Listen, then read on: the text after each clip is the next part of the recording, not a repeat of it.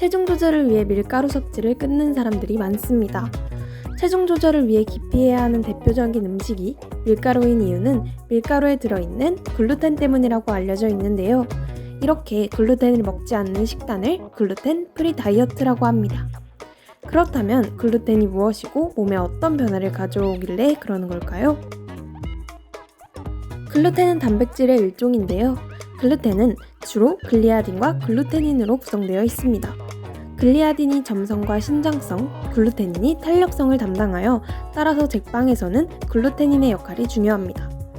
밀가루 반죽을 만드는 과정에서 밀가루와 물을 혼합하면 물리적인 반응에 의해 글리아딘과 글루테닌이 결합하여 글루텐을 형성하게 됩니다. 따라서 밀가루 반죽이 탄력 있게 되는 것입니다. 모든 밀가루에 함유된 글리아딘과 글루테닌의 비율이 똑같은 것은 아닙니다. 따라서 단백질의 함량에 따라 밀가루를 박력분, 중력분, 강력분으로 구분합니다. 글루텐이 많은 순서대로 강력분, 중력분, 박력분으로 나눌 수 있는데요. 이러한 이유로 강력분으로 빵을 만들고 중력분으로 수제비, 박력분으로 과자를 만드는 것입니다. 이러한 글루텐은 사실 밀가루에만 들어있는 것은 아닙니다. 보리나 기리 등의 곡류에도 글루텐이 있는데요.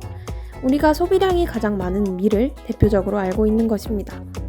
따라서 밀가루 음식뿐만 아니라 소스나 장류에도 곡류가 사용되므로 글루텐이 포함된 식품은 아주 많을 것입니다.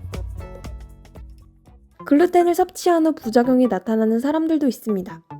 글루텐에 대한 선천적인 자가 면역 질환인 셀리악병은 소장에서 일어나는 알레르기 질환입니다.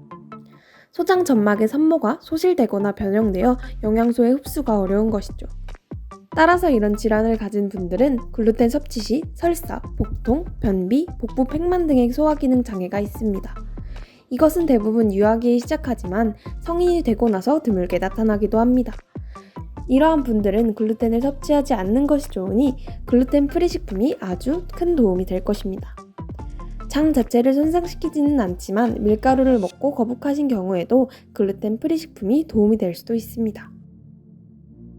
만약 성인이 될 때까지 별 이상이 없다면 글루텐을 먹는다고 건강에 해롭지는 않다는 것을 뜻합니다. 광고에서 건강하다는 말에 혹해서 글루텐을 피할 이유는 전혀 없는 것이죠. 글루텐은 나쁜 것이 아니라 그냥 단백질일 뿐입니다. 체중 조절에 해로운 것은 밀가루의 탄수화물일 수는 있어도 글루텐과 체중은 크게 연관이 없습니다. 또한 글루텐 프리 식품은 더 비싸고 오히려 열량이 높은 경우도 있다고 하니 굳이 글루텐 프리 식품을 사 먹을 이유는 없는 것 같습니다.